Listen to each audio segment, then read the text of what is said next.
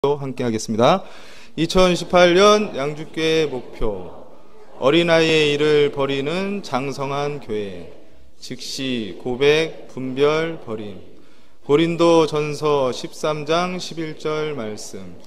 내가 어렸을 때에는 말하는 것이 어린아이와 같고 깨닫는 것이 어린아이와 같고 생각하는 것이 어린아이와 같다가 장성한 사람이 되어서는 어린아이의 일을 버렸노라.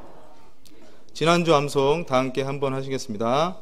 마태복음 24장 30절 말씀.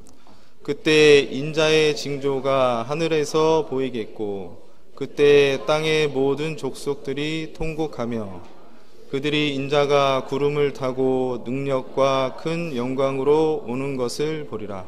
지난주 암송은 1, 2교구 성도님들께서 해주시겠습니다.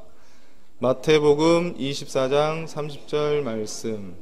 그때 인자의 징조가 하늘에서 보이겠고 그때 땅의 모든 족속들이 통곡하며 그들이 인자가 구름을 타고 능력과 큰 영광으로 오는 것을 보이라. 네, 이번 주 암송 다 함께 한번 하시겠습니다. 누가복음 17장 34절로 35절 말씀. 내가 너희에게 이르노니 그 밤에 두 남자가 한 자리에 누워 있으매 하나는 데려감을 당하고 하나는 버려둠을 당할 것이요 두 여자가 함께 매를 갈고 있으매 하나는 데려감을 당하고 하나는 버려둠을 당할 것이니라. 이번 주 암송은 3, 4교구 성도님들께서 해주시겠습니다. 누가복음 17장 34절로 35절 말씀. 내가 너희에게 이르노니 그 밤에 두 남자가 한 자리에 누워 있으매 하나는 데려감을 당하고 하나는 버려둠을 당할 것이요 두 여자가 함께 매를 갈고 있으매 하나는 데려감을 당하고 하나는 버려둠을 당할 것이니라.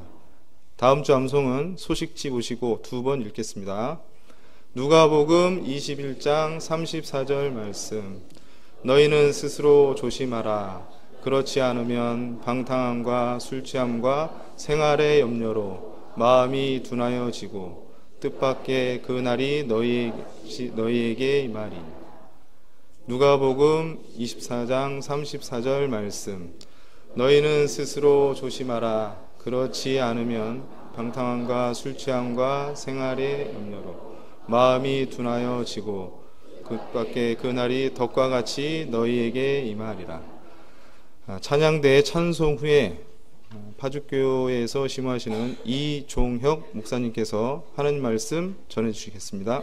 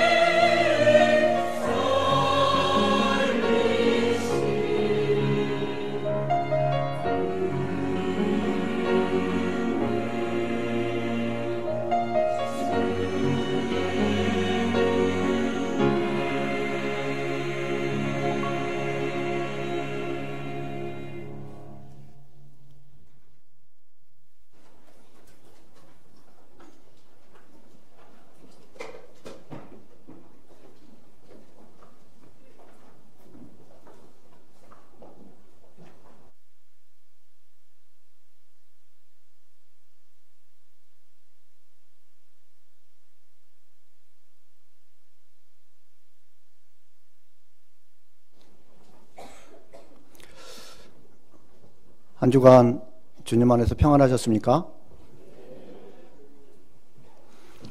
예, 반갑습니다. 오늘 올 한 해 마지막 또 주일입니다. 또 오늘 저녁부터 또 동계 수련회가 시작이 되는데요.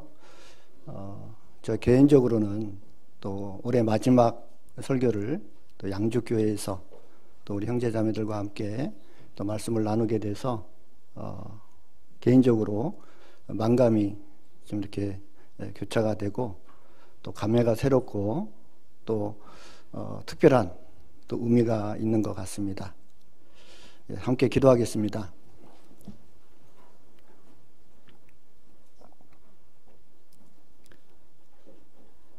저희를 사랑하시는 살아계신 우리 아버지 하나님, 저희를 너무나 사랑하시고 또 불쌍히 여겨주셔서 우리가 받아야 될 죄에 대한 심판과 저주를 예수님께서 그 한 몸으로 다 받으시고 온피를 흘려주심으로 말미암아 우리를 죄악 가운데서 구원하시고 그 사실을 믿는 저희들을 아무 값 없이 공로 없이 의롭다 해주시고 하나님의 자녀로 인쳐주시고 영원한 하늘나라를 복스러운 소망으로 허락하신 하나님, 참으로 감사를 드립니다.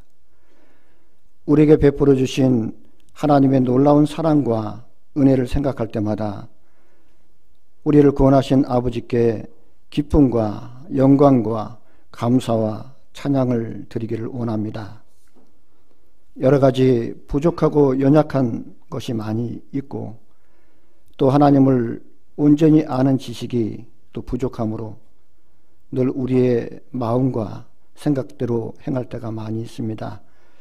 그럴지라도 저희를 버려두지 아니하시고 늘 변함없는 사랑으로 우리를 붙잡아 주시고 말씀으로 우리의 생각과 마음과 생활을 또 날마다 온전케 만들어 주심을 참으로 감사를 드립니다.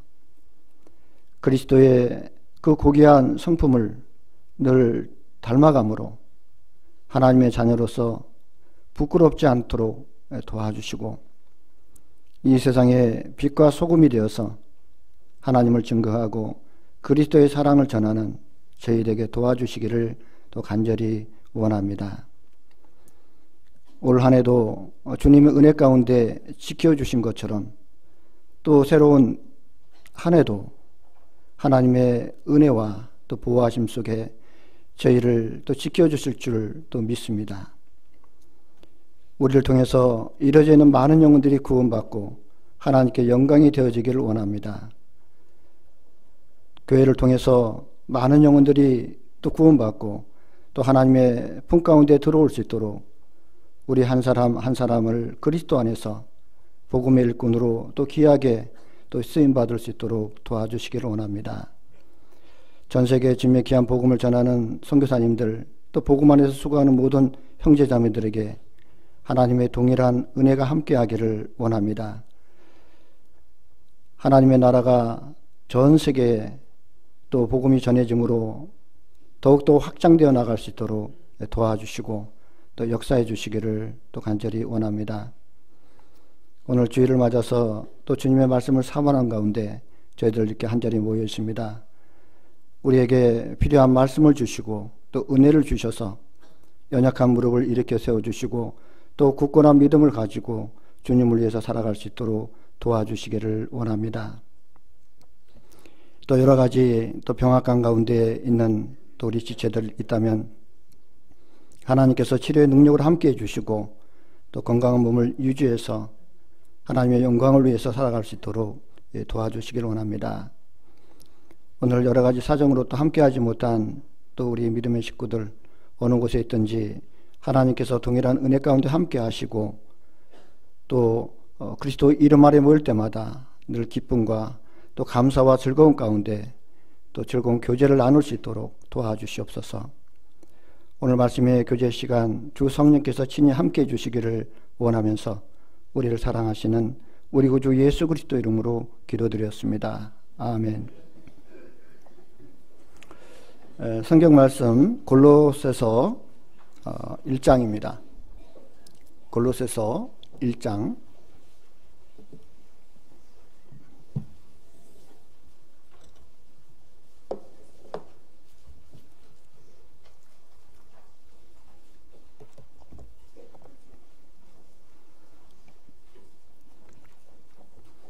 골로새서 1장 6절 말씀. 골로새서 1장 6절 말씀 찾았으면 제가 읽겠습니다. 이 복음이 이미 너희에게 이름에 너희가 듣고 참으로 하나님의 은혜를 깨달은 날부터 너희 중에서와 같이 또한 온 천하에서도 열매를 맺어 자라는도다. 그리고 10절부터 12절까지 또 한 절 제가 읽겠습니다. 주께 합당히 행하여 범사에 기쁘시게 하고 모든 선한 일에 열매를 맺게 하시며 하나님을 아는 것에 자라게 하시고 그 영광의 힘을 쫓아 모든 능력으로 능하게 하시며 기쁨으로 모든 견딤과 오래 참음에 이르게 하시고 우리로 하여금 빛 가운데서 성도의 기업의 부분을 얻기에 합당하게 하신 아버지께 감사하게 하시기를 원하노라.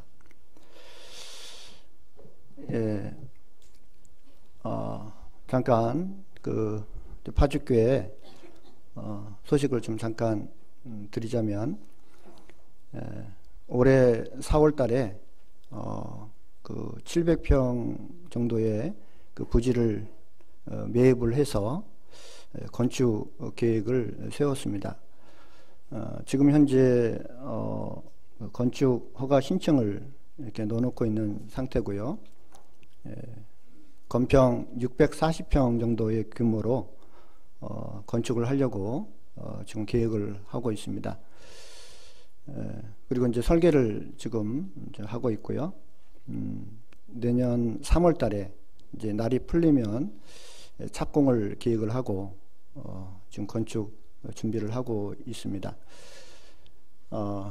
파주 지역도 요즘 이제 남북한 그런 이렇게 교류가 있다 보니까 갑자기 이제 그 땅값이 좀 오르고 있는 상태인데 기가 막히게 그 전에 저희가 평당 200만 원에 땅을 구입을 했습니다. 그래서 마음을 모으고 지금 이제 건축 준비를 하고 있는데요. 그 건물이 복음을 전하는데 합당하게 쓰여질 수 있도록 또 건축하는 과정에서 우리 형제자매들 마음이 하나로 또 묶어질 수 있도록 또 기도를 부탁드리겠습니다. 저희 교회 그 형제자매들은요, 주일날 이렇게 강당에 이렇게 들어오시는 분이 약 한 190명에서 한 200명 정도 이렇게 되고요. 그리고 중고등부하고 유초등부까지 이렇게 하면 약 한 60명 정도 됩니다. 그 이상 좀 될 수도 있는데요. 약 한 260명에서 한 280명 정도 이렇게 모여서 교제하는 그런 규모의 교회입니다. 양주 교회도 자리가 꽉 이렇게 차는 것을 보니까 참 마음이 좀 뿌듯합니다. 오늘 올해 마지막 그 주일이고 또 오늘 저녁에 동계수련회가 이제 시작이 됩니다. 하루의 그 마감은 이제 저녁에 이렇게 마감을 하죠. 하루를 정리하고 또 하루의 삶을 돌아보면서 내일을 또 준비합니다. 내일을 계획하고 또 내일 무슨 일을 할 것인가 또 준비를 하는 시간이 되겠죠. 그리고 한 달은 월말에 이렇게 결산을 하고 다음 또 새로운 한 달을 준비하고 또 계획을 합니다. 한 해의 마감은 언제 할까요? 우리 구원받은 그리스도인들은 아마 동계 수련회를 기점으로 해서 한 해를 이렇게 돌아보게 됩니다. 어떤 분들은 그래도 후회 없이 잘 살았다, 그렇게 생각하시는 분도 계시고, 또 어떤 분들은 좀 이렇게 부족했다, 때로는 계획했던 많은 그런 신앙적인 각오들이 이루어지지 않은 것에 대해서 좀 부끄럽고 또 후회가 되는 그런 마음도 있을 겁니다. 어떻든 간에 지나간 모든 과거는 새로운 날의 또 준비이기도 하죠. 잘한 것은 더욱 발전시키고 또 못한 것은 또 그걸 반면교사로 삼아서 더욱 나은 내일, 더 나은 한 해를 준비하고 설계를 했으면 좋겠습니다.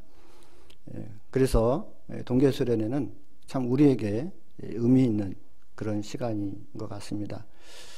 또 한 해를 이제 보내고 또 새로운 한 해를 맞이하면서 하나님 앞에 그런 신앙적인 각오를 또 새로운 마음을 가질 수 있는 그런 계기가 되기 때문에 너무나 좋은 것 같습니다. 오늘 같이 이렇게 생각해 볼 말씀은, 주제는 그 열매 맺는 생활이다라고 하는 주제를 가지고 함께 생각을 해보려고 합니다. 또 연말이 되다 보니까 이렇게 모든 것들이, 기업도 결산을 하지 않습니까? 손익 계산을 하는 것처럼 우리 구원받은 그리스도인들은 신앙생활에 손익 계산을 또 해야 될 것입니다.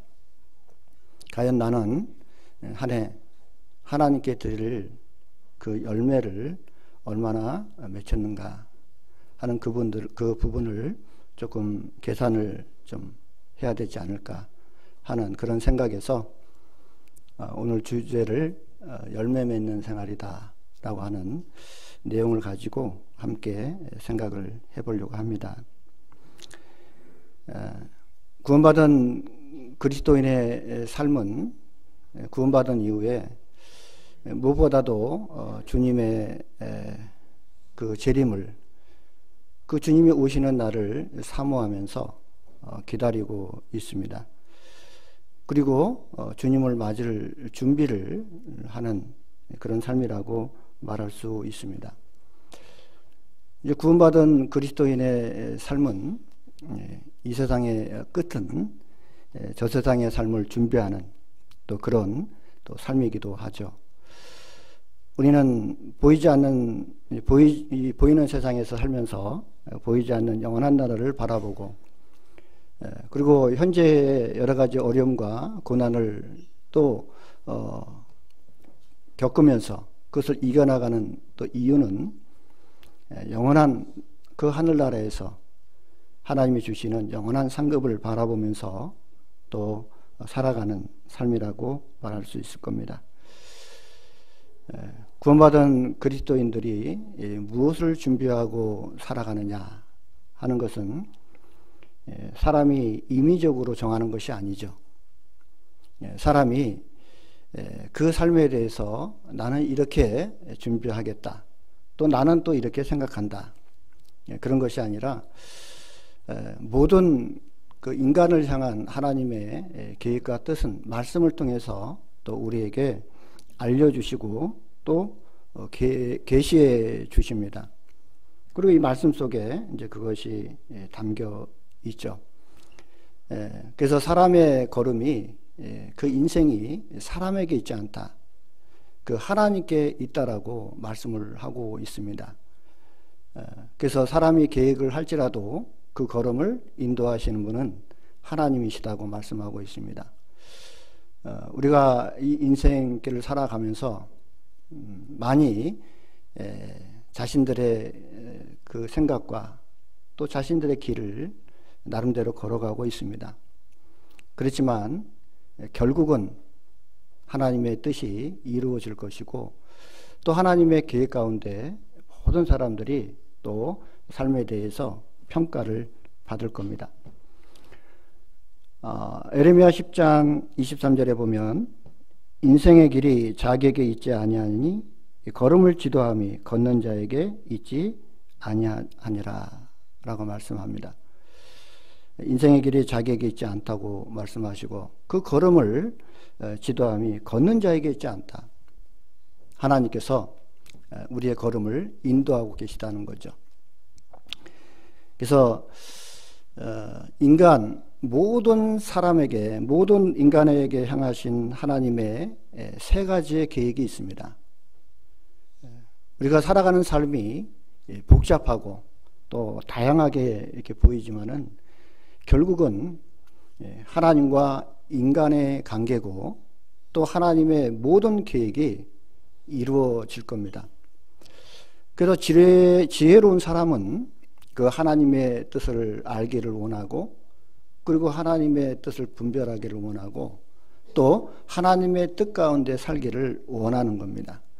그 사람이 결국은 지혜로운 사람이다. 왜냐하면 결국은 하나님의 모든 뜻이 이루어질 것이고 그리고 하나님 앞에 모든 평가가 또 정해지기 때문에 그래서 우리는 하루하루 살면서 하나님의 뜻을 알기를 원하고 또 하나님의 뜻을 분별하기를 원하고 또 내가 그 하나님의 뜻 가운데 또 살아가기를 원하고 또 그것을 또 기뻐하는 그런 마음을 가지고 살아가는 삶이다라고 말씀을 드릴 수 있습니다.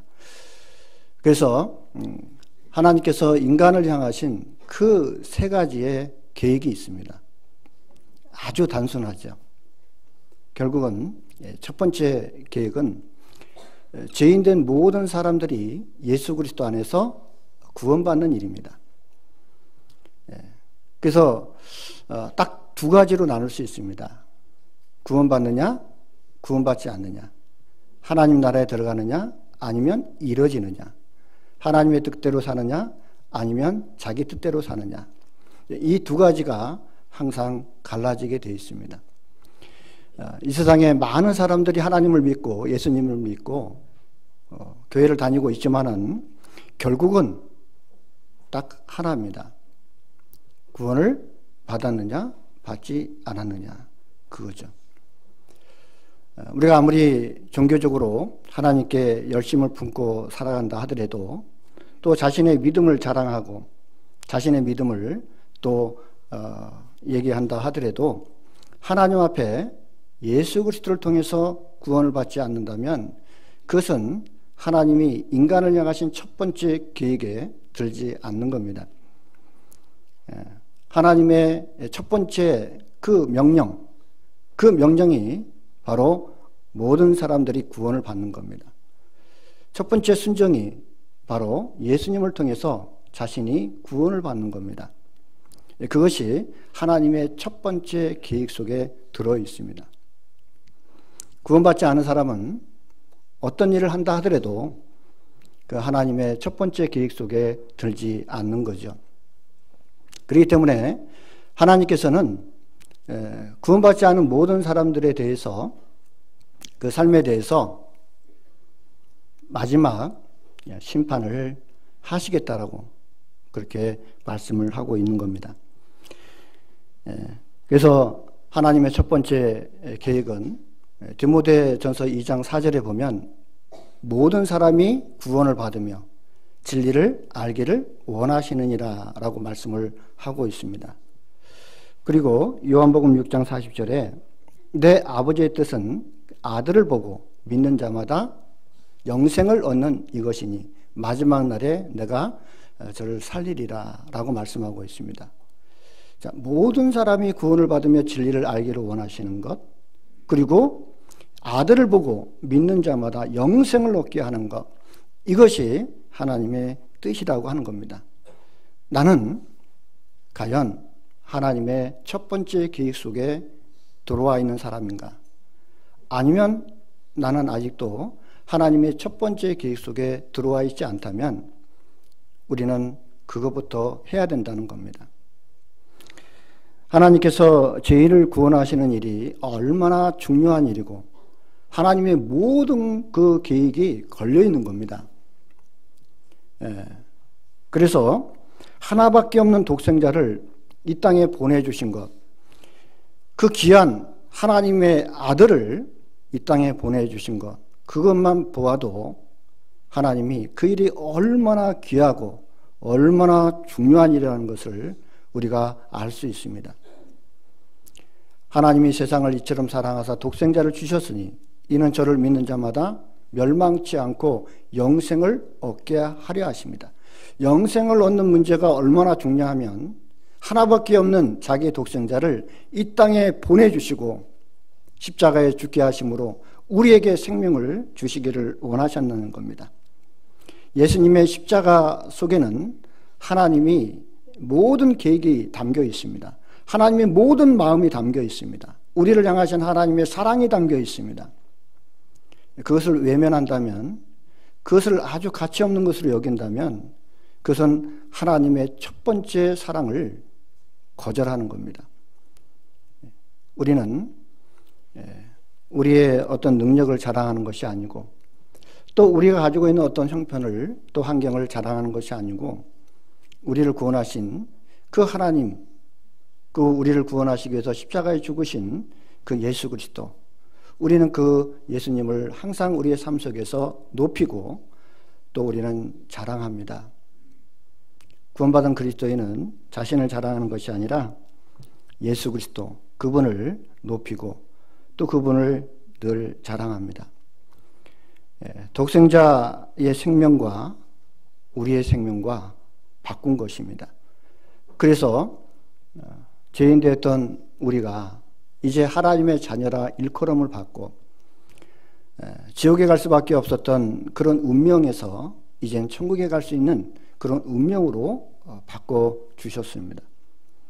죄인 되었던 우리를 이제 그리스도 안에서 의인으로 우리를 대우해 주시고 있습니다.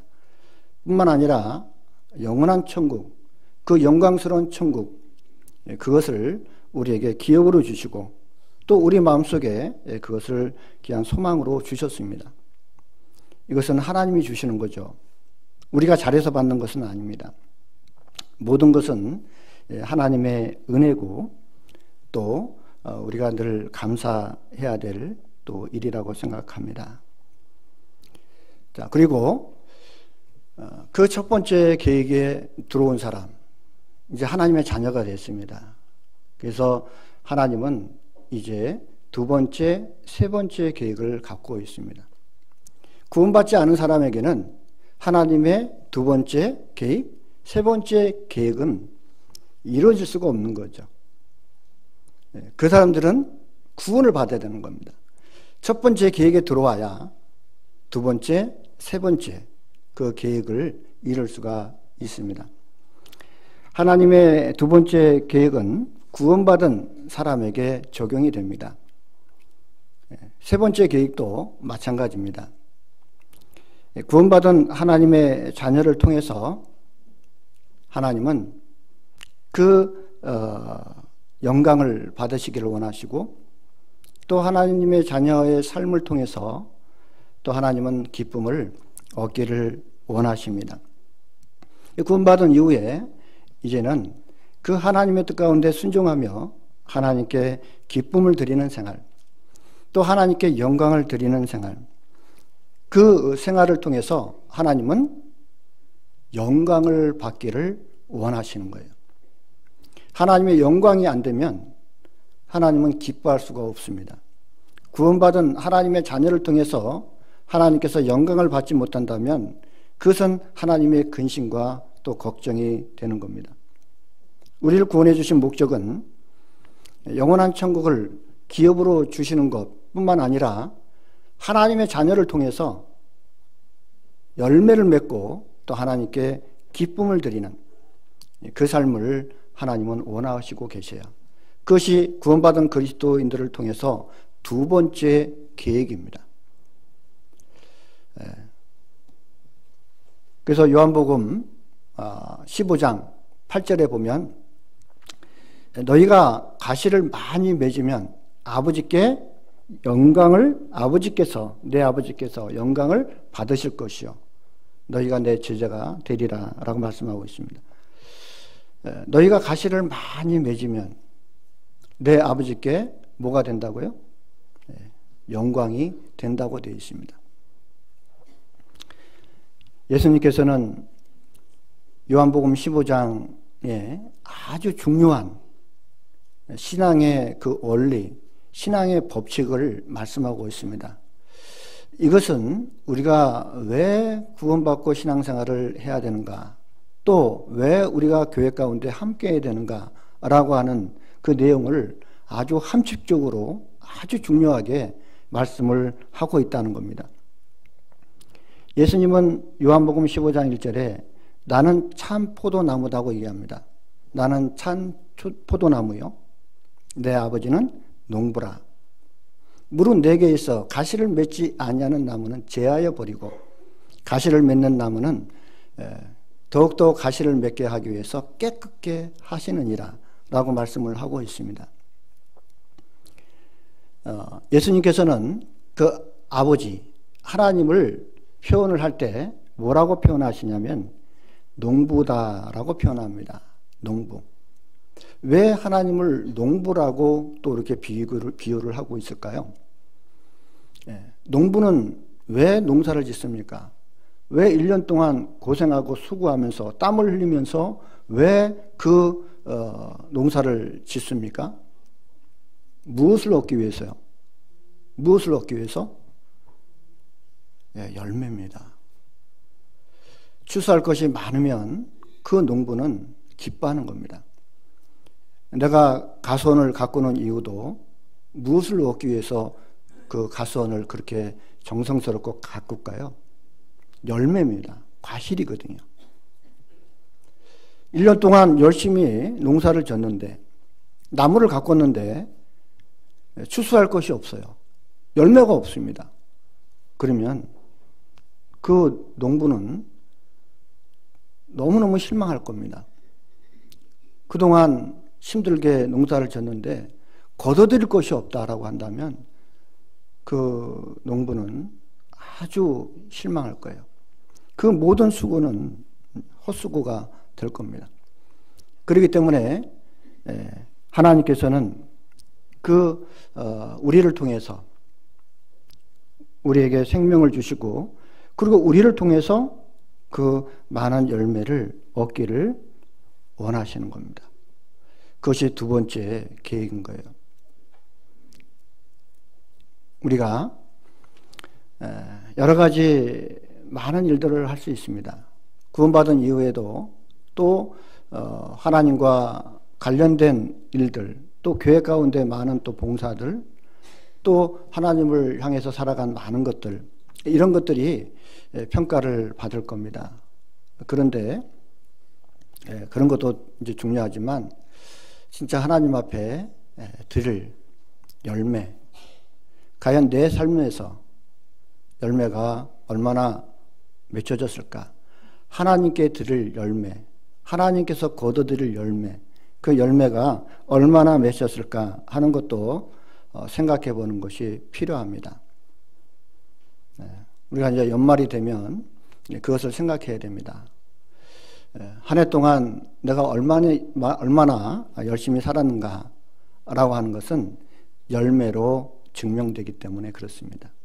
열매가 없다면 1년 동안 신앙생활은 했지만 어떻게 보면 하나님 보실 때 의미 없는 또 그리스도인의 삶이 또 될 수 있기 때문에 우리는 열매에 대해서 좀 생각을 해봐야 합니다.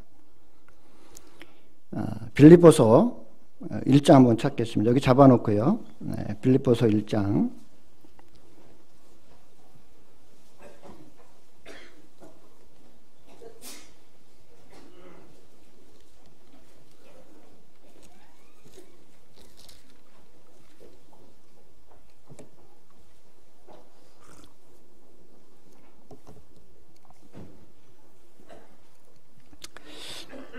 빌립보서 1장 11절. 빌립보서 1장 11절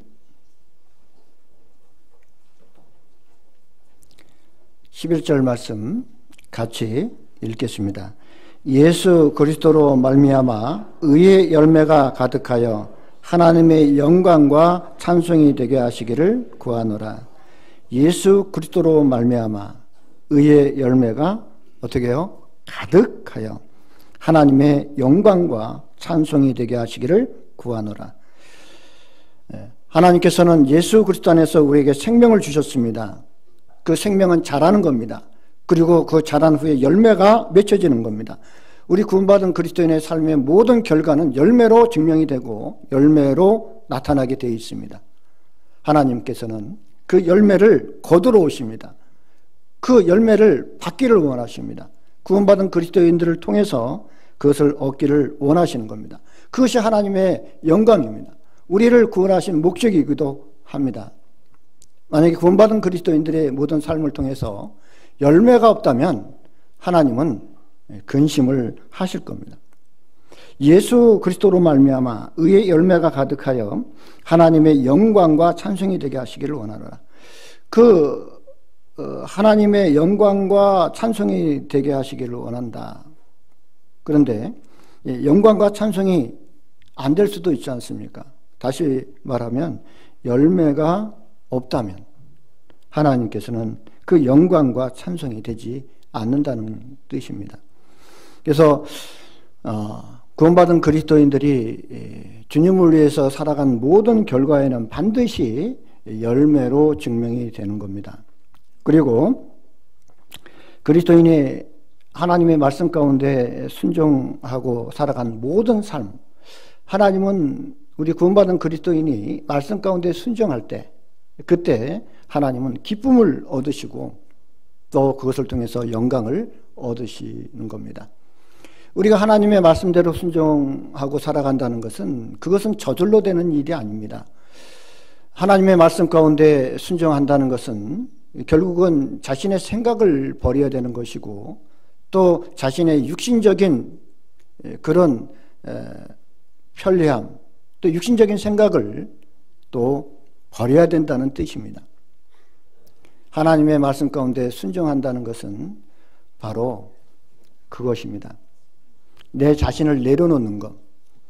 내가 아무리 옳은 생각을 한다 하더라도 하나님의 뜻에 부합하지 않는다면 그것조차도 내려놓는 겁니다. 내 육신의 즐거움조차도 내려놓는 겁니다. 이 세상에 육신적인 많은 그런 좋은 조건조차도 하나님의 뜻 가운데 순종하고 살아가는 데 있어서 그것을 내려놔야 될 필요가 있다면 내려놓는 겁니다. 그럴 때 하나님은 기뻐하시는 거예요. 하나님은 그런 그리스도인들을 통해서 기뻐하시고 또 영광을 받으시는 겁니다. 우리 구원받은 그리스도인들이 하루하루 살아가는 모든 삶이 하나님과 연결되어 있습니다. 여러분은 구원받은 이후에 어떤 마음을 가지고 살아가실까요? 아마 오늘 하루도 하나님이 기뻐하시는 일이라면, 하나님께서 참 좋아하시는 일이라면 내가 그 일을 할 겁니다. 그것이 나의 기쁨입니다. 우리는 하나님이 기쁨이 되는 것이 나의 기쁨이 되는 거예요. 하나님이 근심되는 것이 내 근심이 되는 겁니다. 내가 아무리 좋고 내가 육신적으로 아무리 잘 되고 또 모든 것이 형통한다 하더라도 그것이 하나님의 기쁨이 되는 삶이 아니라면 그것조차도 과감하게 또 버릴 수 있는 용기, 그것이야말로 하나님은 참 잘했다. 그걸 통해서 하나님은 얼마나 마음이 시원하시고 또 얼마나 큰 기쁨을 누리겠습니까? 그래서 우리는 그런 삶을 지금 현재 살아가고 있습니다. 그리고 세 번째 하나님의 계획은 그런 삶을 산, 하나님의 영광을 위해서 살아간 그런 삶, 그리고 하나님께 드려지는 열매를 맺힌 그 삶을 거두러 오십니다. 하나님의 자녀를 데리러 오십니다. 그리스도인들을 데리러 오셔요. 초림하신 예수님은 우리를 죄에서 구원하시기 위해서 이 땅에 오셨고, 두 번째 오시는 그 예수님은 만왕의 왕으로 영광의 주로 구원받은 그리스도인을 데리러 오십니다. 그리고 이 세상을 심판하고 구원받은 하나님의 자녀들을 그 영광 가운데 영접해서, 그리고 그 삶에 대해서 평가를 내리고 거기에 맞는 상을 주시기를 원하시는 겁니다. 그것이 하나님이 우리를 향하신 세 번째 계획입니다. 어떻게 보면 굉장히 단순합니다. 하나님이 인간을 향한 계획이 복잡하고 아주 다양한 것이 아닙니다. 딱 이 세 가지 안에 모든 것이 함축되어서 담겨 있다는 겁니다. 구원받은 그리스도인들에게 세 번째, 마지막으로 약속한 것이 있습니다. 요한계시록 22장 12절에 보면, 보라, 내가 속히 오리니 내가 줄 상이 내게 있어 각 사람에게 그의 일한 대로 갚아주리라. 예수님께서는 요한계시록 22장에 세 번이나 내가 속히 오리라고 세 번을 얘기합니다. 속히 오겠다고. 그리고 구원받은 그리스도인들, 그 주님을 위해 살아간 모든 삶에 대해서 상이 있다는 겁니다.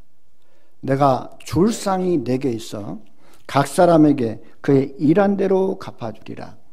그 일한 대로, 그 일이라는 것이 무엇일까요? 그 일한 대로 갚아준다고 했는데 그 일이 구체적으로 뭐냐는 겁니다. 그 일은 바로 열매 맺는 일입니다. 우리에게 원하시는 것, 하나님은 딱 한 가지입니다. 우리를 통해서 열매를 얻기를 원하셔요. 거기에 따라서 하나님은 상을 준비하고 있다는 겁니다. 그 우리가 살아간 삶에 대해서 그 열매를 하나님은 상급으로 바꿔주시겠다는 겁니다. 열매를 많이 맺으면, 과실이 많이 맺으면 하나님께 영광이 될 것이오라고 말씀을 하고 있습니다. 어떤 분들은 그런 얘기를 합니다. 구원 받았으면 됐지. 그리고 나 같은 사람 이제 구원 받고 천국 가면 됐지. 더 이상 뭘 바라겠냐고. 더 이상 바라는 것은 욕심이라고. 또 그렇게 말하는 분들이 계셔요. 또 어떤 분들은 천국에 가서 상이 서로 다르면 상을 많이 받은 사람은 기뻐할 거고 조금 받은 사람은 이제 부끄럽지 않습니까? 그러니까 그 차이 때문에 서로 시기하는 마음이 있지 않을까, 그런 생각을 합니다. 천국은 어떤 곳입니까? 죄가 없는 곳이에요. 죄라고 하는 성품 자체가 없는 겁니다. 시기 질투라고 하는 그런 속성조차도 없는 곳이에요. 다만 영광이 차이가 있을 뿐이고 기쁨의 차이가 있을 뿐입니다. 우리가 하나님을 위해서 살아간 모든 그 삶에 대해서 하나님은 영광으로 갚아주시는 거예요. 기쁨으로 갚아주십니다. 열매를 많이 맺은 사람은 그 기쁨을 많이 누릴 것이고, 열매를 조금 거둔 사람은 그 기쁨을 조금밖에 누릴 수가 없을 겁니다. 그래서 내가 그 상을 바라고 살아가는 것은요, 그리고 상급을 받기를 원하는 그 마음은 너무나 좋은 마음입니다. 그게 욕심이 아닌 거예요. 다시 말하면 우리를 통해서 열매를 많이 이렇게 받으시면 하나님은 기쁨이 된다고 그랬잖아요. 영광이 된다고 그랬잖아요. 그럼 우리가 그 하나님께 받을 상급이 많다는 것은 하나님이 기뻐하신다는 겁니다. 하나님께 기쁨을 드린다는 겁니다. 하나님께 영광을 드린다는 겁니다. 그래서 나는 천국에서 받을 상은 그렇게 욕심 안 낸다고, 천국에 들어가면 됐지. 근데 그런 마음을 가진 사람은 때로는 이렇게 겸손해 보이는 것처럼 보이지만 그게 아닙니다. 나는 하나님의 기쁨을 위해서 살아갈 마음이 없어요. 라고 하는 것과 같은 겁니다. 하나님의 기쁨을 위해서 살아가는 것, 그것이 뭡니까? 열매를 많이 맺는 생활이거든요. 그것이 하나님을 기쁘게 하는 거예요. 내가 하나님을 기쁘게 하기 위해서 살아가는 겁니다. 그러다 보니까 내 안에 열매가 맺혀지게 되는 거예요. 나는 상을 위해서 살고 싶지 않다. 상 같은 거 안 바란다. 나는 그냥 천국에 들어가는 것으로 만족한다. 라고 하는 것은 더 이상 나는 하나님의 기쁨을 위해서, 하나님의 영광을 위해서 살 마음이 없어요. 라고 하는 이 뜻과 같은 거예요. 여러분, 어떤 마음을 가지고 살고 싶으세요? 구원받은 그리스도인들은 무엇을 위해서, 누구를 위해서 살아갈까요? 바로 우리를 구원하신 그 하나님, 나를 너무나 사랑하시는 하나님, 나를 통해서 기쁨을 얻기를 원하시는 하나님, 그 하나님께 참 많은 열매를 드리기를 원합니다. 하나님은 그것을 받으시고 너무너무 기뻐하시기 때문에 우리는 그것을 바라보면서 오늘 현재를 살아가고 있습니다. 구원받지 않은 사람은 다른 거 할 것이 없어요. 구원받지 않은 사람은 첫 번째 뭐부터 해야 됩니까? 구원부터 받아야 되는 거예요. 그것이 하나님의 계획이라는 겁니다. 첫 번째 계획에 들어온 사람. 아마 여기 계시는 우리 형제 자매님들은 하나님의 첫 번째 계획에 지금 들어와 계십니까? 들어와 계시죠? 그 자신 있죠? 예, 두 번째, 이제는 우리에게 하나님이 원하시는 두 번째 계획을 이루시고 살아셔야 된다는 겁니다. 지금 우리는 현재 하나님의 두 번째 계획 속에 살아가고 있습니다. 두 번째 계획 속에 우리는 살아가고 있습니다. 구원 안 받은 사람은 구원받는 것이 하나님께 기쁨이고 영광이 되는 것처럼 구원받은 그리스도인들은 하나님의 뜻 가운데 열매를 맺어 살아가는 삶, 그 삶이 하나님을 또 기쁘게 하는 두 번째 계획인 겁니다. 우리는 그것을 위해서 살아갑니다. 그러다가 우리는 세 번째 계획 속으로 들어갈 겁니다. 그것은 구원받은 사람에게만 해당되는 거예요. 세 번째 계획 속에 들어가서 이제는 이 땅에서 살아간 삶의 모든 것을 가지고 이제는 하나님 앞에 누리는 생활, 그 누리는 생활이 있다는 겁니다. 여러분, 무엇을 위해 살아갈 것인가? 구원받은 그리스도인들이 무슨 생각을 하고 살아갈 것인가 하는 것은 너무나 중요한 겁니다. 그리고 그것을 정리하고 또 새로운 마음으로 또 바꿀 수 있다라고 하는 또 한 해의 마무리, 또 한 해의 시작, 그 기점에 우리가 깊이 생각해 볼 수 있는 시간을 갖는다는 것은 또 하나의 축복이고 또 하나의 기회가 될 수 있습니다. 사도 바울은 그것을 알았어요.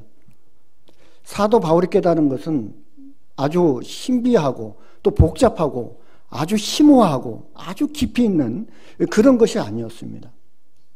사도 바울이 깨닫고 또 하나님께서 보여주신 계시는 아주 단순한 것이었습니다. 바로 하나님 나라, 그리고 우리를 구원하신 하나님의 목적을 알았어요. 그렇기 때문에 그 사도 바울은 그 목적을 향해서 하나님이 기뻐하시는 그 계획을 위해서 자신의 모든 것을 드렸다는 겁니다. 그리고 그 길로 달려갔다는 겁니다. 사도 바울은 그 표대가 있었습니다. 그 표대가 뭘까요? 바로 영광의 면류관입니다. 의의 면류관. 그것을 바라본 것입니다. 우리도 마찬가지입니다. 우리는 어차피 이 세상에서 영원히 살지 못합니다. 우리는 내가 이 땅에 살아가는 그 삶이 이제는 얼마나 남았는지, 어떤 분들은 아주 짧게 남을 수도 있고 또 어떤 분들은 좀 길게 남을 수 있습니다. 그 모든 삶은 누구를 위해서 이제 살아가는 삶이 되어야 될까요? 어차피 우리는 하나님을 만나게 됩니다. 하나님의 그리스도의 심판대 앞에 서게 됩니다. 우리는 그 죄인의 심판대 앞에 서지는 않겠지만 그리스도의 심판대 앞에는 반드시 삶에 대한 평가를 받는 심판을 받게 될 겁니다. 우리는 그걸 위해서 오늘 하루도 또 살아갑니다. 빌립보서 3장, 빌립보서 찾았으니까요. 빌립보서 3장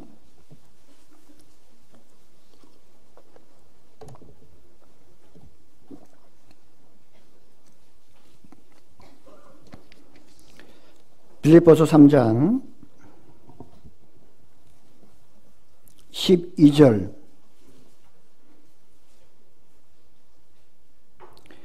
빌립보서 3장 12절부터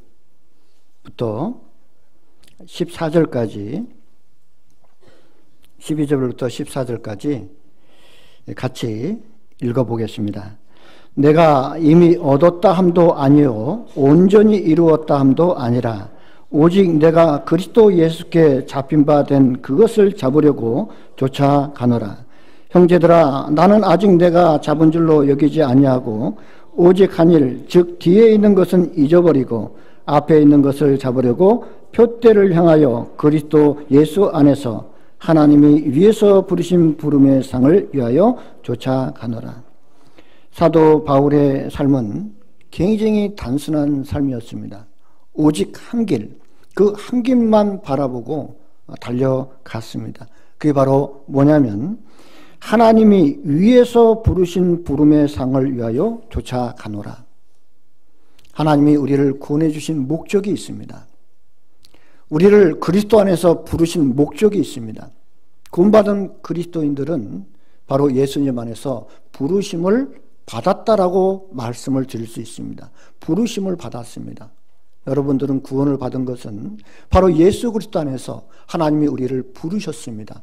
이제 그 부르심 안에 들어와 있습니다.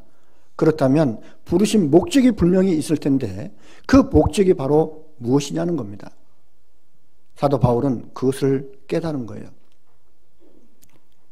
하나님이 위에서 부르신 부름의 상을 위하여 쫓아간다. 바로 그 상이 바로 뭐냐면 그의 표대가 됐던 겁니다. 그 상을 바라보면서 그 상은 하나님께서 영광스러운 것으로 바꿔주시는 겁니다.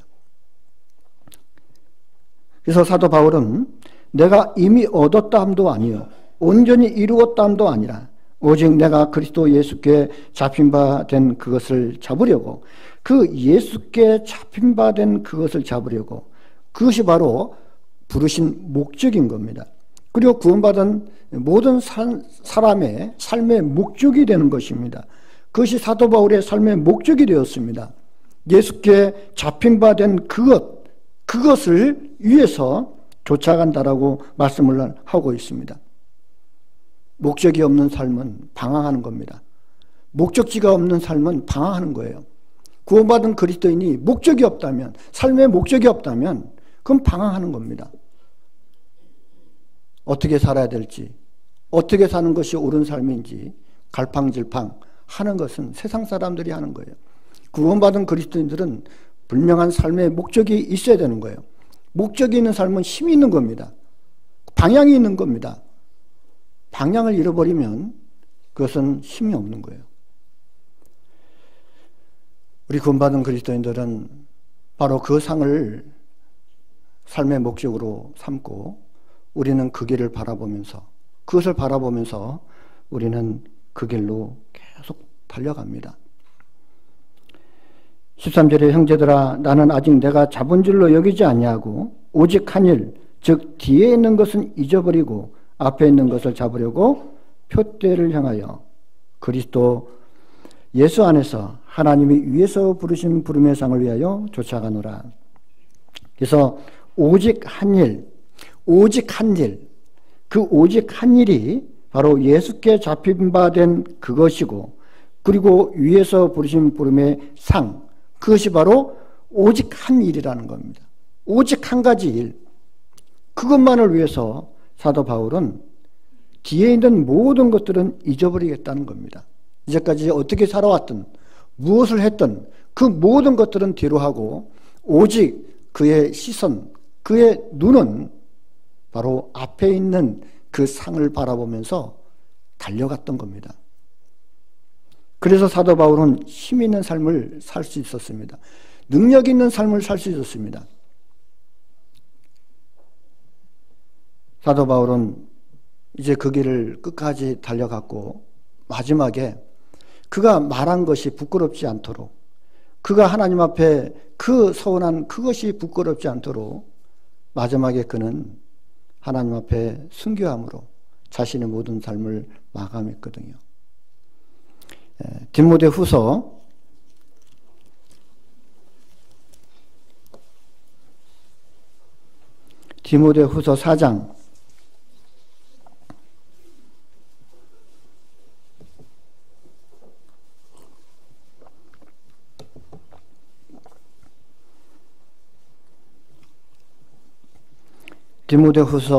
4장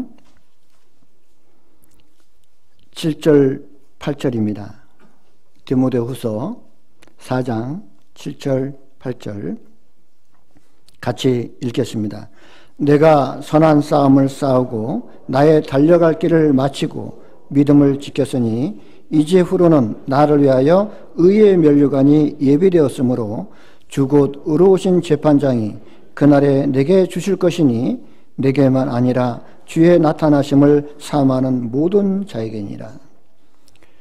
사도 바울의 생애를 보면 참 기가 막힙니다. 그는 하나님을 너무너무 사랑했던 사람이에요. 너무너무 사랑하다 보니까 유대교를 너무 지나치게 믿었다라고 말씀하고 있습니다. 그리고 예수님을 믿는 그리스도인들을 잡아다가 옥에 가두고 또 죽이는 그 일이, 그것이 하나님을 위한 일이라고 열심히 득심했던 사람입니다. 그의 육신적인 조건은 너무나 화려했습니다. 그는 히브리인 중에 히브리인이요, 또 베냐민 지파 초대왕, 이스라엘의 초대왕 사울, 그 사울왕, 첫 번째는 참 의미가 있지 않습니까? 베냐민 지파, 바로 그 사울왕, 그 사울왕의 이름을 따가지고 자신도 사울이라고 그랬습니다. 사울이라고 하는 뜻은 큰 자라는 뜻이에요.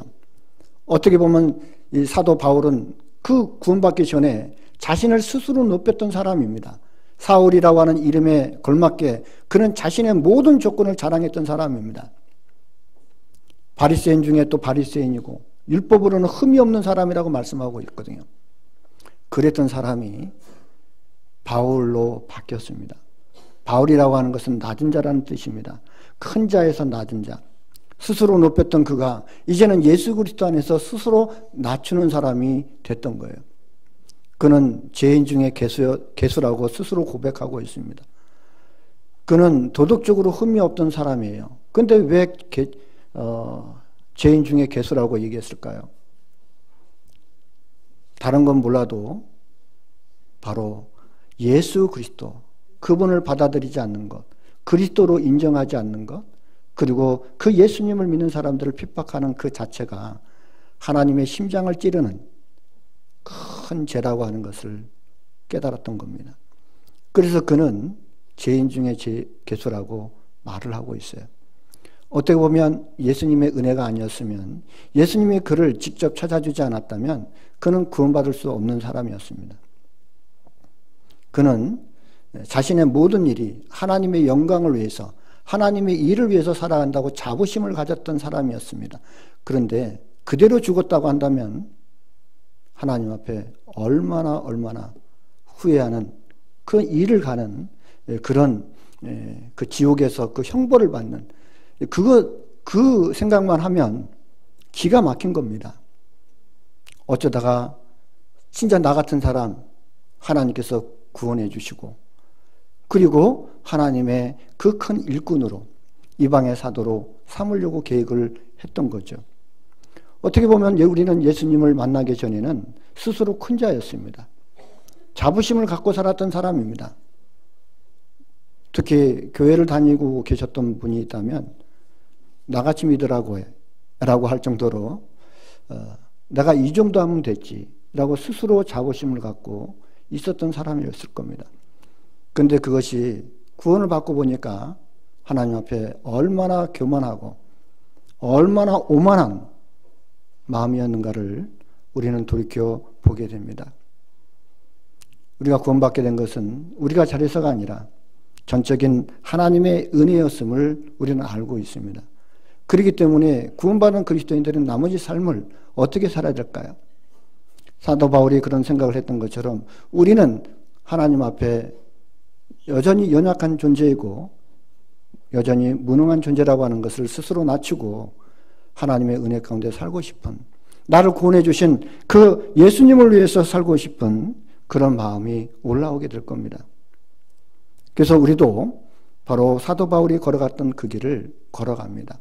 사도 바울은 예수님이 걸어간 그 길을 쫓아갔고 우리 구원받은 그리스도인들은 또 사도 바울을 본받고 그가 걸어갔던 그 길을 또 걸어가고 있습니다. 사도 바울은 내가 그리스도를 본받는 것처럼 너희는 나를 본받는 자 되라고 말하고 있습니다. 그렇게 말하기가 쉽지가 않죠. 내가 그리스도를 본받는 것처럼 너희는 나를 본받으라. 내 삶을, 내가 살아간 모든 삶을 본받으라고 누가 남에게 감히 자신을 얘기할 수 있겠어요? 사도 바울은 그런 삶을 살았던 겁니다. 그것은 사도 바울이 그 예수님이 걸어갔던 그 길을 걸어가는 그런 마음을 가지고 걸어가는 그 삶을 본받으라고 하는 겁니다. 우리도 바로 그 표대를 향해서 사도 바울이 바라봤던 그 상급을 바라보면서 우리는 하루하루 살아가야 됩니다. 그런데 구체적으로 얘기하면 그런 삶이 과연 뭘까? 그 삶은 열매 맺는 생활로 함축될 수 있습니다.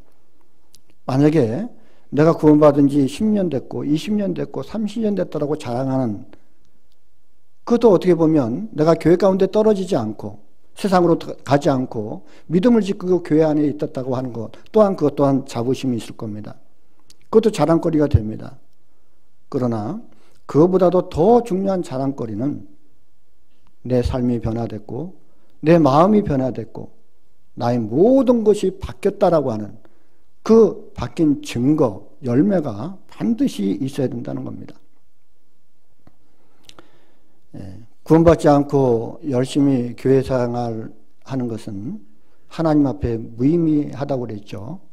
하나님께서는 그걸 평가하지 않습니다. 구원받지 않은 사람에게 무슨 평가를 내리겠어요? 우리가 아는 것처럼 그 사람은 다른 거 할 거 없습니다. 뭐부터 받아야 됩니까? 구원부터 받아야 되는 거예요. 우리 구원받은 그리스도인들은 또 뭘 생각해야 됩니까? 바로 하나님의 기쁨, 열매를 맺는 생활에 대해서 우리는 관심을 가지고 살아야 된다는 겁니다. 그렇지 않으면 하나님 앞에 부끄러운 삶을 또 보여드리게 될 겁니다. 모든 그리스도인은 예수님의 재림을 기다립니다. 아마 예수님의 재림을 기다리지 않는 사람은 없을 거예요. 특히 살아있는 우리, 지금 현재 살아있는 우리는 어떤 소망을 갖고 있습니까? 살아있을 때 죽음을 보지 않고, 육체의 죽음을 보지 않고 예수님을 맞는 것, 그것이야말로 최고의 기쁨이고 최고의 영광이 아니겠습니까? 산채로 들어 올라간 엘리야처럼 또 에녹처럼 우리는 살아있는 이 상태에서 주님을 만난다면 그것은 얼마나 큰 기쁨이고 얼마나 놀라운 체험이 되겠습니까? 그래서 우리가 소망하는 것은 우리가 살아있을 때 주님을 만난 겁니다. 어떤 분들은 주님이 빨리 오셨으면 좋겠다라고 또 이렇게 말씀하시는 분들이 계셔요. 과연 주님이 빨리 오셨으면 좋을까? 진짜 빨리 오셨으면 좋을까? 그러면 아직 구원받지 않은 가족들은 어떻게 하고요? 저 사람이 구원을 받아야 되는데 주님 지금 와버리면 어떻게 할까요? 주님, 조금만 더 기회를 주십시오. 주님, 저 사람이 구원받을 때까지 기다려주세요. 우리는 그런 기도를 해야 됩니다. 근데 우리 어느 순간 간증을 하면서 주님 빨리 오셨으면 좋겠다고. 왜 그럴까요? 이 삶이 너무나 고통스럽기 때문에, 지금 현재의 삶이 너무나 괴롭기 때문에 이걸 빨리 벗어나고 싶은 겁니다. 차라리 내가 하나님 앞에 빨리 가면, 아니면 주님이 빨리 오시면 이런 고통스러운 삶을 정리하고 이제는 더 이상 그 괴로움이 이제는 없다고 생각하니까, 모든 고통이 끝이 나니까, 그러니까 우리는 주님이 빨리 오셨으면 좋겠다라고 또 얘기하고 있지는 않은가. 주님이 오시는 것도 좋습니다. 주님을 만나는 것도 좋습니다. 그러나 우리가 한 가지 알아야 될 것, 진짜 우리가 한 가지 잊지 말아야 될 것이 있습니다. 예수님은 그 사랑하는 자녀들,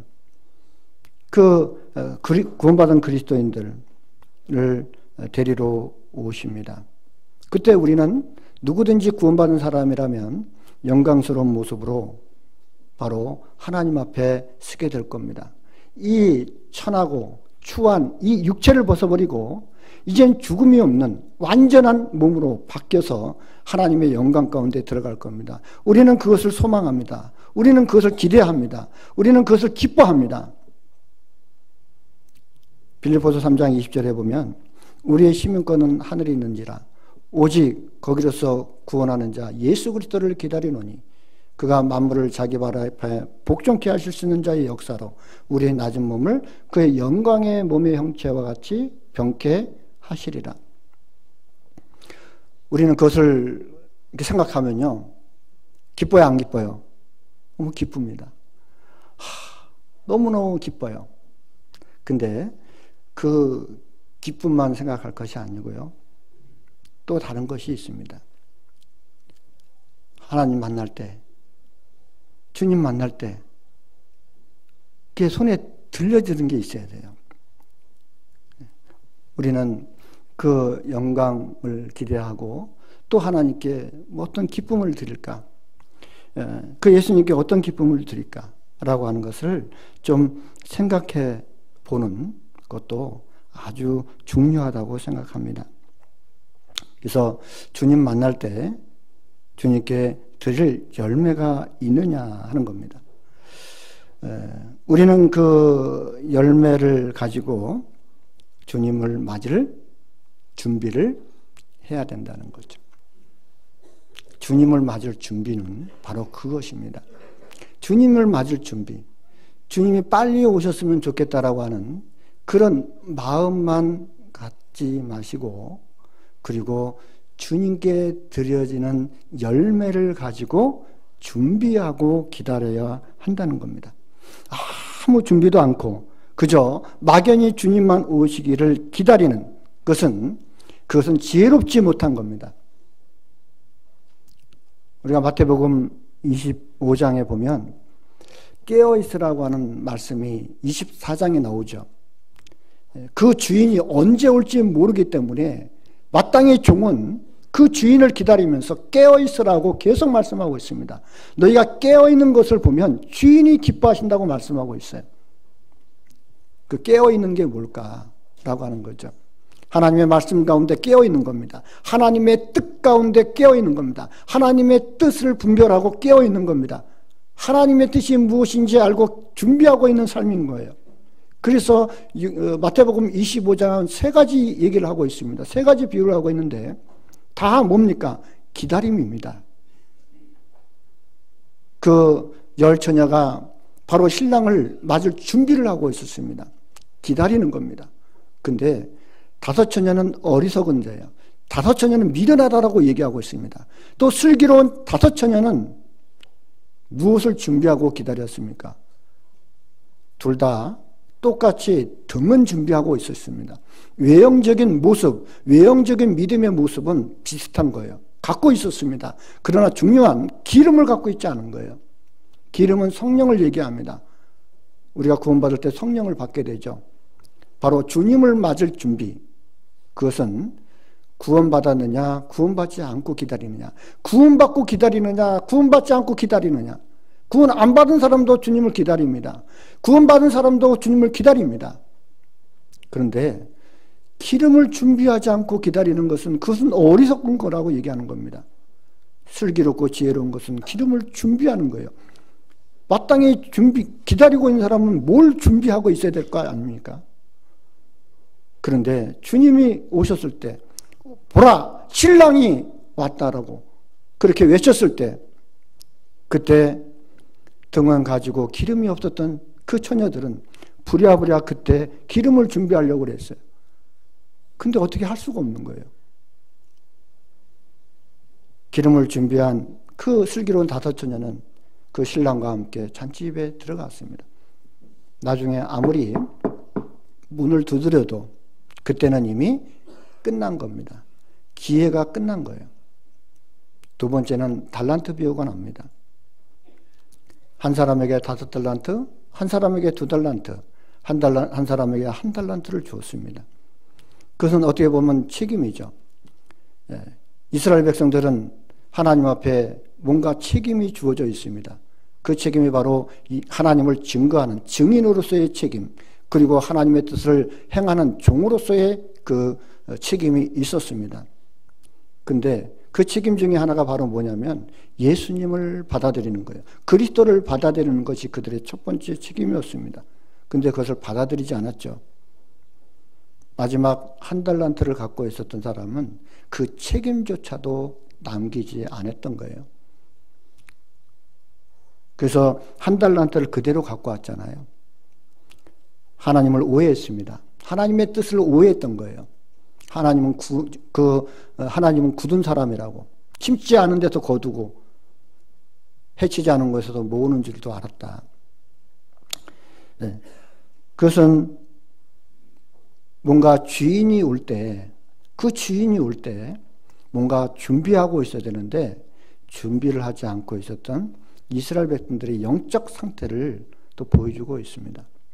세 번째는 또 양과 염소가 이렇게 갈라지는 거 비유를 또 들었죠. 임금이 올 때 평가를 할 텐데 양 그리고 염소, 양은 오른편에, 염소는 왼편에. 그래서 하나님께서는 그 왼편에 있는 자들을 그 마귀와 그 사자들을 위해서 예배한 영영한 불에 들어가라, 지옥불에 들어가는 겁니다. 하나님의 뜻을 알고 준비하지 못했던 그 사람들은 영원한 지옥에 들어가는 겁니다. 그것은 기다림입니다. 기다리는 사람은 뭔가 깨어 있는 거예요. 어떻게 깨어 있습니까? 하나님의 뜻 가운데 깨어 있어야 될 것을 말씀하고 있습니다. 그것은 이스라엘 백성들에게만 국한된 이야기가 아니죠. 이스라엘 백성들의 역사를 통해서 우리는 어떤 것이 잘하는 것이고 어떤 것이 하나님 앞에 잘못된 것인지를 우리에게 교훈을 주고자 하시는 겁니다. 그래서 우리는 다시는 이스라엘 백성들의 잘못된 그런 신앙의 상태를 답습하지 않고 하나님의 뜻 가운데 우리가 어떻게 살아야 될지를 방향을 잡게 되는 겁니다. 우리에게 이스라엘 백성들의 역사가 없다면 우리는 어떤 것이 옳은 것인지 어떤 것이 하나님 앞에 그런 것인지를 좌표가 없어집니다. 좌표.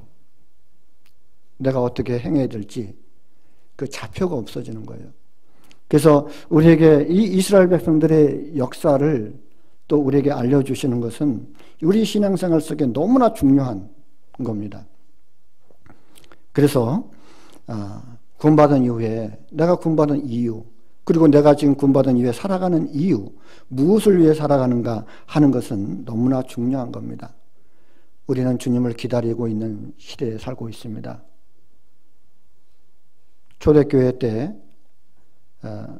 예수님께서 초림하셨을 때 그때 이스라엘 백성들도 누구를 기다렸습니까? 그리스도를 기다렸어요. 그리스도를 기다렸습니다. 그런데 그 하나님의 뜻과 그들이 기대하는 그 그리스도가 안 맞았잖아요. 기다리는 건 좋은데 무엇을 어떤 마음을 가지고 기다리는가, 그것은 너무나 중요한 겁니다. 지금은 우리 시대는 예수님의 재림을 기다리고 있는 시대입니다. 예수님의 그 초림 때 이스라엘 백성들의 영적 신앙 상태와 지금 재림을 기다리고 있는 우리 시대의 구원받은 그리스도인의 영적 상태, 너무나 흡사한 그런 시대에 우리가 살고 있습니다. 기다린다라고 하는 그런 입장에서는 똑같죠. 동일한 겁니다. 우리는 무엇을 준비하고 기다려야 될까라고 하는 겁니다. 그 예수님이 이 땅에 오셨을 때 그때는 이스라엘 백성들은 너무나 영적인 암흑 시대에 살았습니다. 예수님께서 그 무화과 나무를 보시고 그리고 그 나무에서 열매를 얻기를 원하셨습니다. 근데 가까이 가보니까 열매는 없어요. 잎만 무성한 겁니다. 그래서 예수님께서는 그 나무를 저주했죠. 그 무화과 나무는 무엇을 상징하고 있습니까? 이스라엘 백성들의 하나님 앞에 영적인 신앙의 상태를 보여주고 있습니다. 잎은 무성합니다. 잎이 무성하다는 것은 나무의 영광이죠. 이스라엘 백성들은 자신의 영광을 뽐냈습니다. 하나님께 드려지는 예배 의식도 세련되고 그리고 열심을 품고 있었습니다. 그러나 정작 그 속에는 하나님이 받으실 만한 열매가 없는 거예요. 열매가 없었습니다. 그 열매 맺지 못하는 나무를 저주해버렸습니다. 에레미야 24장에 보면 그 에레미야는 앞으로 멸망할 그 유다, 남유다의 그 운명을 바라보면서 뭐라고 얘기했냐면 악하여 먹을 수 없는 무화과 같다라고 얘기합니다. 악하여 먹을 수 없는 무화과 같다. 그 이스라엘 백성을 통해서 열매를 얻기를 원하셨던 하나님. 그런데 그 나무는 열매가 없었습니다. 우리도 그것을 통해서 교훈을 좀 이렇게 받습니다. 이제 주님 곧 오실 거라고 우리는 생각합니다. 또 그것을 믿습니다. 또 우리는 너무나 힘들면 주님 빨리 오셨으면 좋겠다라고 말을 합니다. 이스라엘 백성들이 그리스도를 그 열망하고 기다렸던 그 마음처럼 우리도 기다리고 있습니다. 근데 중요한 것은 진짜 무엇을 준비하고 기다리는가 하는 것은 너무나 중요합니다. 누가복음 13장에 보면 그 포도원에 무화과 나무를 심었습니다. 그래서 주인이 그 무화과에서 열매를 얻으려고 매년 왔어요. 3년 동안 왔는데도 열매가 없는 거예요. 그러니까 그 포도원을 다스리는 일꾼에게, 종에게 뭐라고 하냐면 찍어버리라고. 찍어버리라. 왜 땅만 버리느냐고. 찍어버리라고. 그 종이 주인이시여 조금만 참으십시오. 내가 내년에는 거름을 주고 더 잘 가꿔서 그 열매를 맺게 하겠습니다. 그러나 열매를 맺지 못하면 그때 찍어버리소서라고 얘기하고 있습니다. 이건 너무너무 슬픈 이야기고 너무나 안타까운 이야기입니다. 열매 맺지 못하는 나무. 하나님은 우리를 통해서 열매를 얻기를 원하셔요. 우리 각 사람을 통해서 열매를 얻기를 원하십니다. 한 해를 기다려주고 또 한 해를 기다려주고 또 한 해를 기다려주고. 하나님은 인자가 풍성하신 분입니다. 자비가 풍성하신 분입니다. 참고 또 참고 기다리고 있습니다. 열매를 맺을까 또 맺을까 기다리고 있습니다. 자, 우리는 그 하나님의 마음, 그 농부의 마음을 갖고 있는 하나님, 우리를 구원하시고 우리를 통해서 영광을 받기를 원하시고 기쁨을 받기를 원하십니다. 하나님은 구원받지 않은 세상 사람들을 통해서 기쁨을 얻기를 원하시는 게 아니에요. 그 사람들에게는 아무 기대를 할 수가 없습니다. 그 사람들에게 원하는 거 한 가지입니다.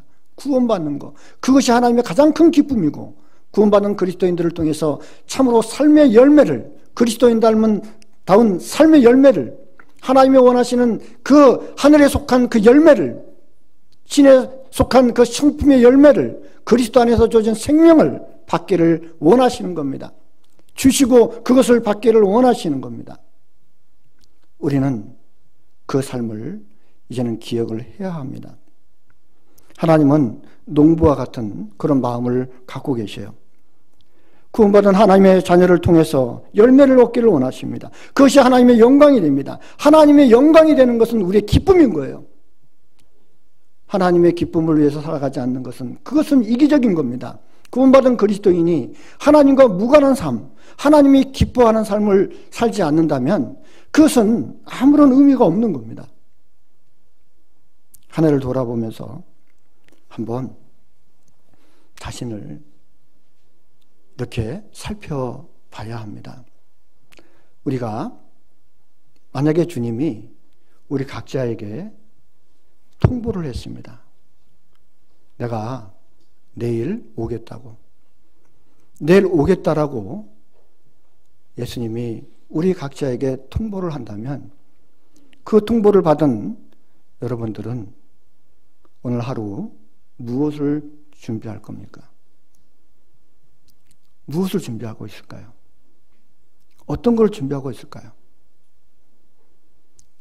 다른 것보다도 그 주님께 드릴 열매가 얼마나 맺혀 있는가, 내 삶 속에서 그 하나님이 주신 그 생명의 열매가 얼마나 맺혀 있는가를 우리는 계산해 봐야 됩니다.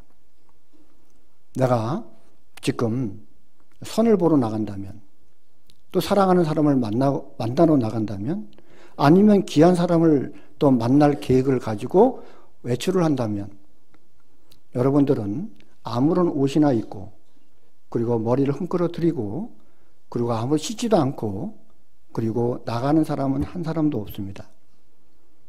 하다못해 누구를 만나러 나간다면 반드시 거울 앞에 서서 자기의 머리를 단장하고, 그리고 자기의 얼굴을 살피고, 그리고 자기의 옷을, 옷 매무새를 다시 한번 확인하고, 그리고 나갈 겁니다.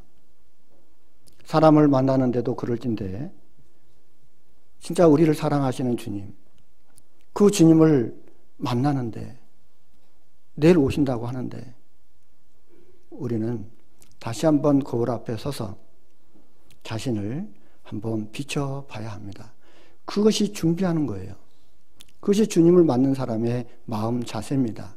아무 생각 없이 그냥 주님 오시기를 기대만 하고 있고, 그냥 주님 만나면 모든 것이 끝나고 그런 좋은 그런 기대만 할 것이 아니고 평가를 받는 것에 대해서도 우리는 생각을 해봐야 합니다. 그래서 지금은 자다가 깰 때가 됐다. 뭘 깨어 있을까요? 자다가 깬다는 게 뭘까요? 바로 하나님의 뜻을 분별하는 겁니다. 아, 하나님이 나를 통해서 무엇을 얻기를 원하시는지 그걸 깨닫는 겁니다. 그러면 그걸 준비하겠죠. 열매를 준비하겠죠.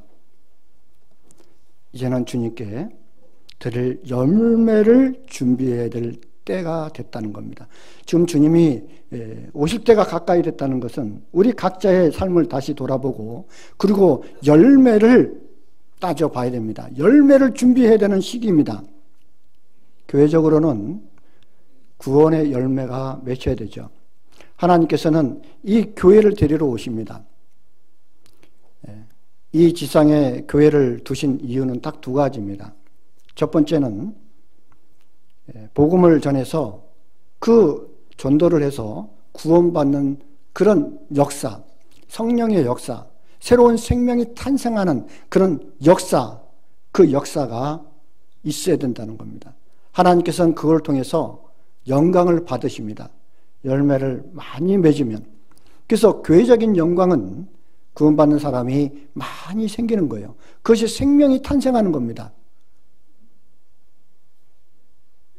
그 1년 동안 농사를 했는데 열매가 없다면 그건 하나님의 기쁨이 안 되겠죠. 그리고 두 번째는 개인적인 겁니다. 교회의 지체인 우리는 각 사람을 통해서 하나님께서는 또 열매를 받기를 원하십니다. 그것은 두 번째 사랑의 열매입니다. 사랑의 열매.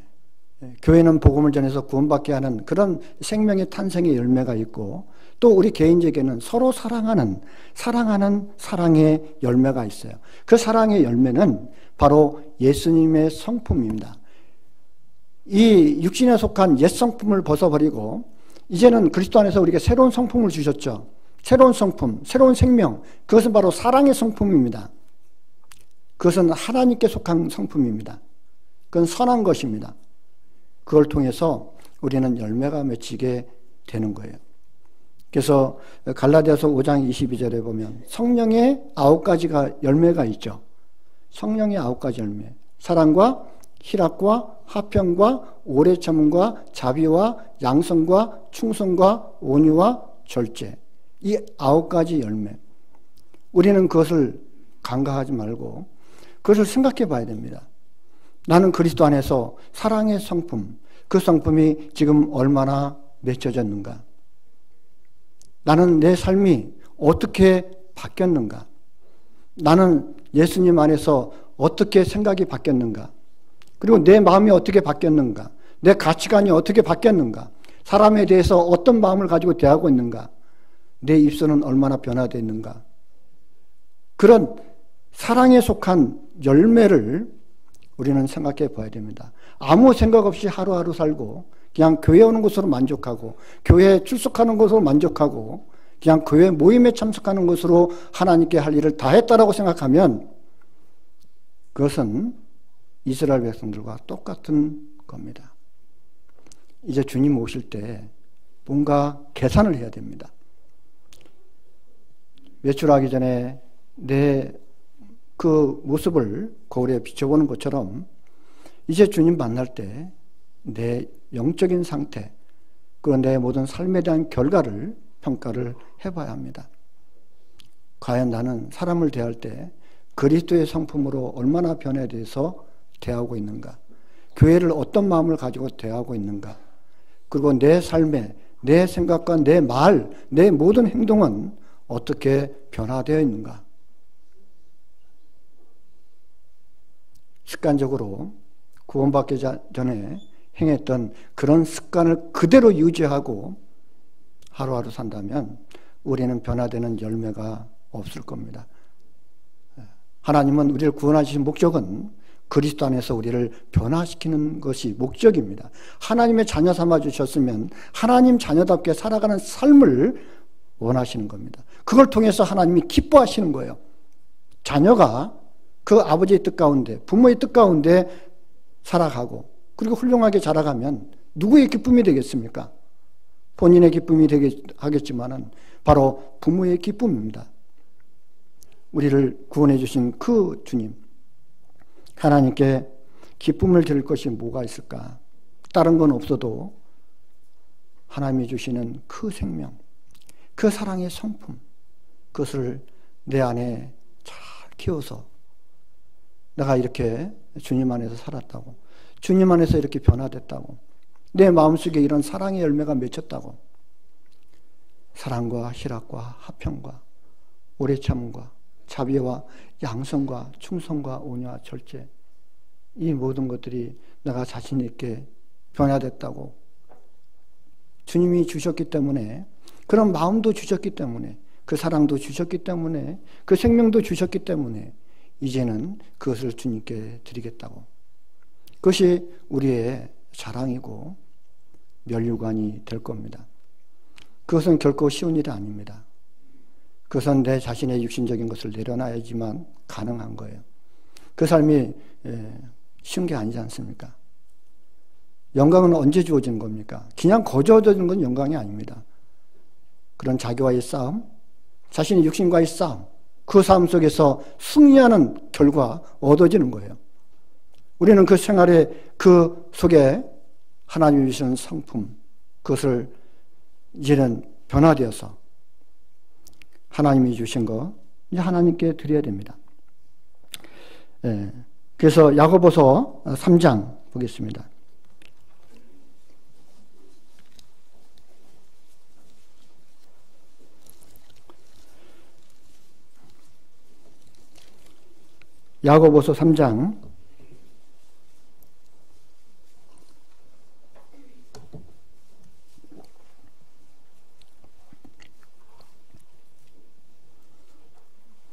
야고보서 3장 17절, 18절 야고보서 3장 17절, 18절 제가 읽겠습니다.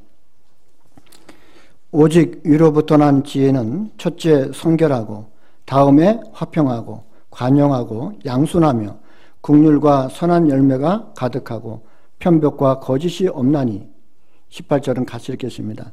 화평케 하는 자들은 화평으로 심어 의의 열매를 거두느니라. 화평케 하는 자, 화평케 하는 자는 복이 있나니 저희가 하나님의 아들이라 일컬음을 받을 것이요.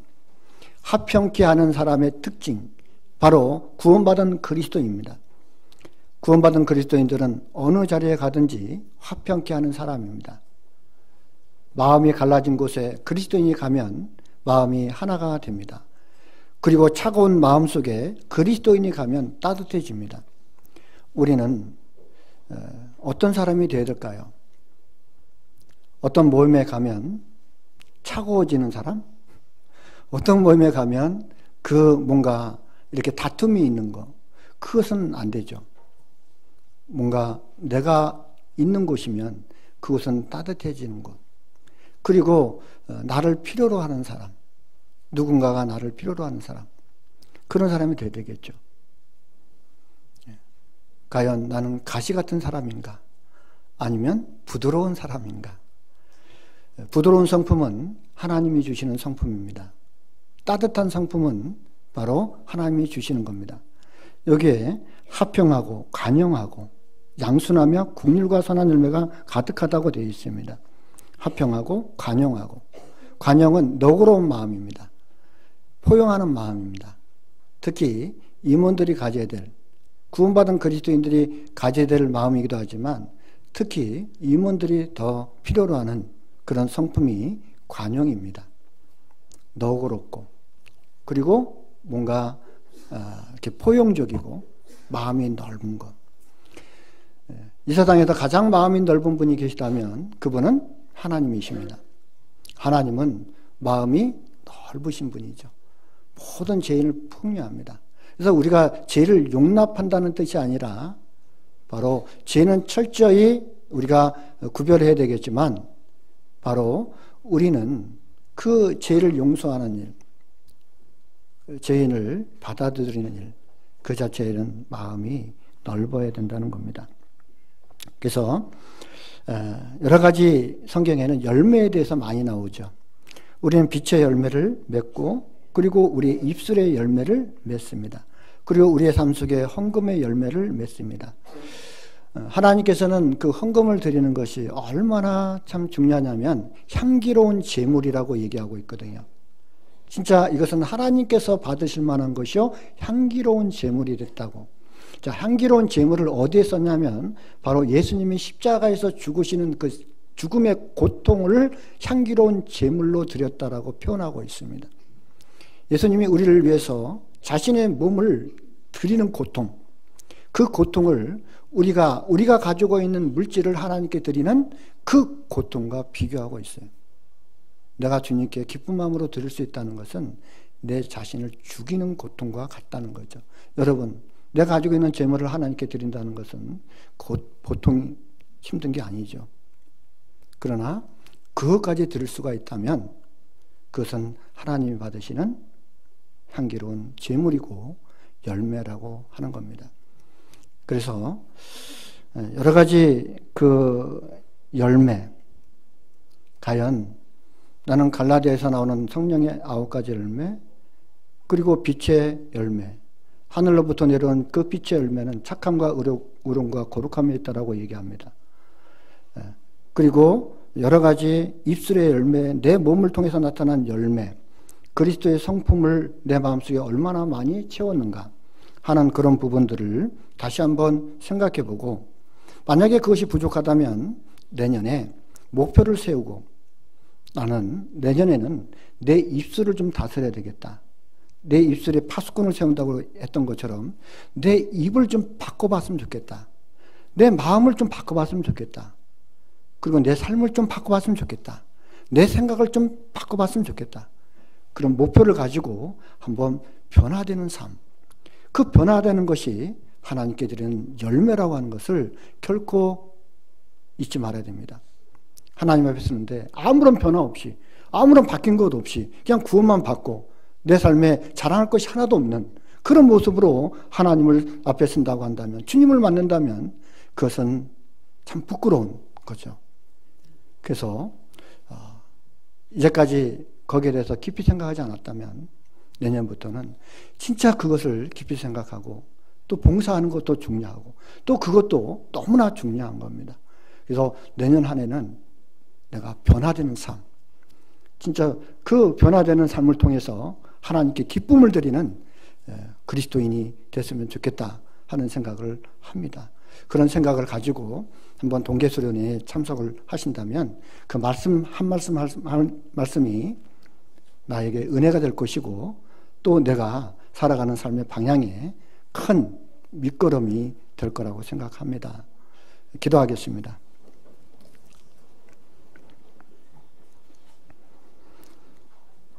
하나님 감사합니다. 우리를 구원해 주시고 하나님의 거룩한 자녀 삼아 주시고 우리를 위해서 예배하신 영원한 하늘나라를 또 복스러운 소망으로 허락하신 하나님 참으로 감사를 드립니다. 그것만 생각할 때마다 우리는 늘 감사와 또 찬양이 또 우리의 삶을 통해서 드러나기를 원합니다. 여러 가지 부족하고 연약한 점 많이 있지만 날마다 주님의 말씀 가운데 우리를 변화시켜 주시고 또 하나님의 기뻐하시는 뜻 가운데 우리의 마음이 변화되어서 하나님께 기쁨을 드리는 또 자녀의 삶을 살기를 원합니다. 올 한 해 주님 안에서 또 하나님이 주시는 귀한 말씀과 사랑과 은혜 가운데 또 보호하시고 인도해 주신 것처럼 또 내년 한 해에도 우리에게 맡겨진 일들을 잘 감당하고 충성된 마음을 가지고 또 주님 앞에 살기를 원합니다. 무엇보다도 교회를 통해서 많은 영혼들이 구원을 받고 내적으로는 우리의 삶이 하나님 앞에 변화되는 삶을 통해서 하나님께 영광이 되어지기를 원합니다. 그리고 주님을 맡기를 원합니다. 주님 만날 때에 참으로 부끄럽지 않은 모습으로 준비된 모습으로 주님을 맞을 수 있도록 도와주시기를 원합니다. 동계수련을 통해서 우리에게 또 말씀을 주시고 또 표대를 삼을 수 있는 또 귀한 마음을 가질 수 있도록 주님께서 도와주시고 인도해 주시기를 원합니다. 우리를 사랑하시는 우리 구주 예수 그리스도 이름으로 기도드렸습니다. 아멘.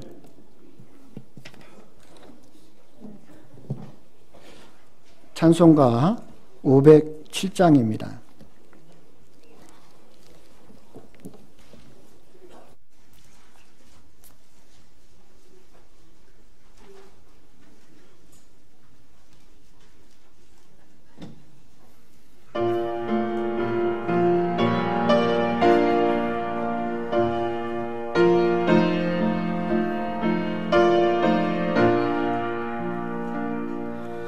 주님의 마음을 본받는 자, 그 맘에 평강이 찾아오면 험악한 세상을 이길 힘이 하늘로부터 임함이로다.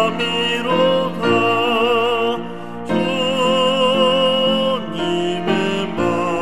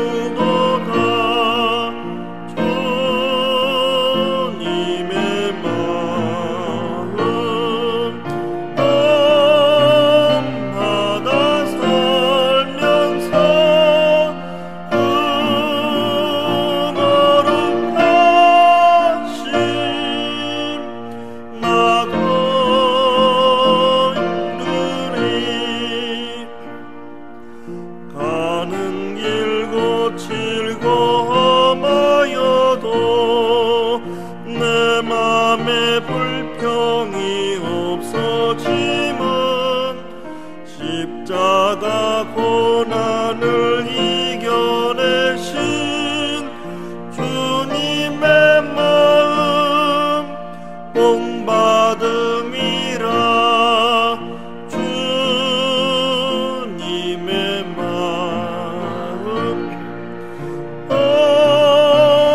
본받아 살면서 그 거룩하심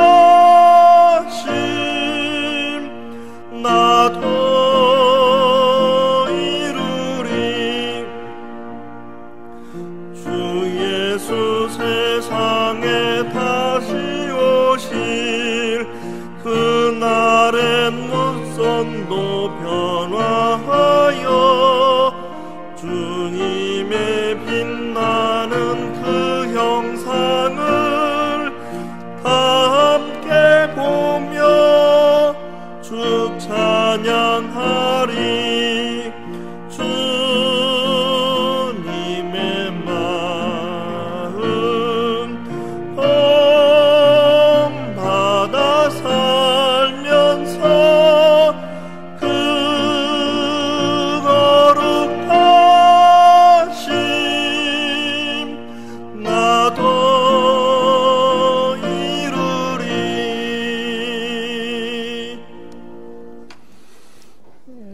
봉사장 나오셔서 교회 앞에 강구해 주시겠습니다.